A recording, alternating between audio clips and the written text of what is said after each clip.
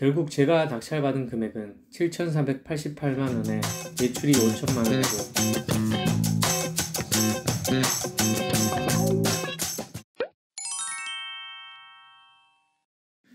안녕하세요, 황대리입니다. 오늘은 투자금 0원, 아니 500만원이 더 생겼던 서울 1호점 계약 과정을 함께 보겠습니다. 두근두근 첫 낙찰받은 다음날이 되었다.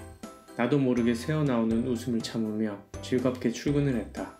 하지만 이제부터가 진짜 부동산 경매 시작이다. 낙찰을 받으면 바로 내 집이 되는 것이 아니다. 낙찰을 받고 집에 살고 있는 사람을 이사 보내기까지 약 한 달에서 3달 정도 시간이 소요된다. 허가가 나야 하고 확정이 떨어져야 한다. 기다리는 동안 어제 인기스타 마냥 명함을 받았던 대출 상담사들에게 연락이 온다. 금리 2.9%, 땡땡 팀장, 금리 2에서 3%, 땡땡 실장 등 핸드폰이 쉬질 않는다. 이제 내가 해야 할 일은 현재 살고 있는 세입자와 얘기를 나누는 것이다. 명도 과정이다. 집에 방문하여 재계약을 할 것인지, 이사를 갈 것인지, 이사를 갈 경우 언제까지 나갈 건지에 대해 결정하는 과정이 필요하다. 출근 전 세입자의 번호를 얻기 위해 법원을 향했다. 내가 낙찰받은 물건의 상세 내역을 조회했을 때 세입자의 연락처를 알 수 있기 때문이다. 하지만 내가 너무 마음이 급했던 것일까? 법원에서의 대답은 아직 안됩니다 였다. 아직 알려줄 때가 아니란다. 속이 쓰렸지만 가벼운 발걸음으로 다시 직장을 향했다. 그날 저녁 난 큰 결심을 했다. 세입자가 살고 있는 낙찰받은 집으로 가기로 했다. 메모를 남겨서 연락을 달라고 할지 문을 두드릴지는 아직 정해지지 않았다. 즉흥적으로 임할 것이다. 가까워질수록 이상하게 심장이 콩닥콩닥 뛰었다. 집 앞에 다다랐을 때 시간은 저녁 9시 30분. 집안에서 희망의 빗줄기 같은 한 줌의 빛이 뿜어져 나온다. 그렇다. 현재 세입자가 있다. 두려웠다. 하지만 나의 발걸음은 어느새 문 앞에 도달해 있었다. 머리로는 누르지마 라고 속삭였지만 내 손은 이미 초인종에 가 있었다. 누구세요? 겉보기에 약 50대 초반 생글생글 눈웃음을 띠는 인상 좋은 아저씨의 모습이 눈에 들어왔다. 안녕하세요. 이번에 낙찰받은 황대리라고 합니다. 안녕하세요. 들어오세요. 기다렸습니다. 라며 반가운 손님 맞이하듯 집 안으로 안내했다. 그리곤 집을 하나하나 소개해 주셨다. 내가 생각했던 반응과는 너무 온도차가 컸다. 명도의 과정이 험하고 무섭고 딱딱한 분위기일 줄만 알았는데 그게 아니었다. 아무래도 보증금을 하나도 손해보지 않는 세입자였기에 가능했던 상황이다. 어쨌든 나는 편안한 마음으로 바닥, 벽지, 창문, 화장실, 싱크대 등을 스캔했다. 예상한 만큼 집 상태가 아주 좋았다. 너무 안락해 보이는 공간이었다. 서로 이런저런 인생 얘기를 하며 아저씨는 낙찰자 오기를 기다렸어요. 배당받는 날짜 알려주시고 언제까지 빼드리면 되는지 말씀해주세요 라고 하셨다.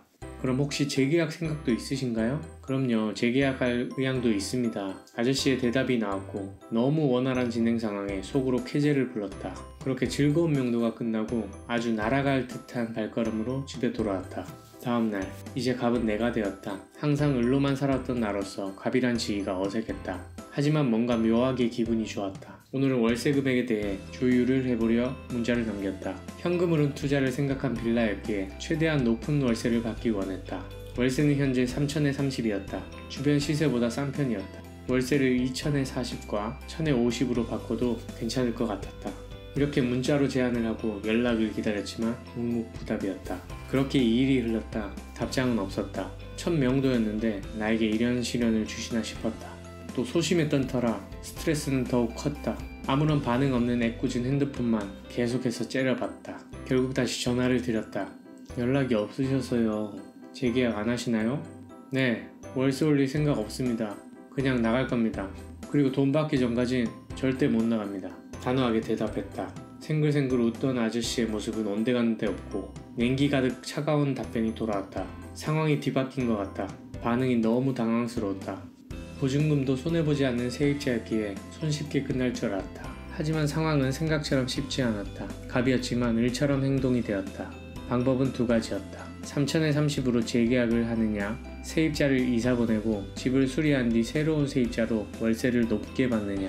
첫 집을 이쁘게 꾸며 월세를 내놓고 싶었다. 하지만 나로서는 집 수리비, 새 임차인 구하기, 공실 위험 등을 떠안고 가기엔 리스크가 컸다. 첫 물건이니만큼 안전을 택했다. 시간이 흘러 다시 세입자분께 공손히 연락을 드렸다. 보증금 3천에 30으로 말씀을 드리니 그제야 기분이 조금 풀리신 듯 수락하셨다. 그 후 재계약 날짜를 협의하였고 원활하게 임대차 관계를 맺게 되었다. 현재 1호점은 특별한 말썽 없이 월세가 따박따박 나오고 있다. 결국 제가 낙찰받은 금액은 7,488만원에 대출이 5천만원이고 보증금 3천만원으로 재계약하여 투자금은 0원, 아니 500만원이 생기는 아주 아이러니한 상황이 되어버렸습니다.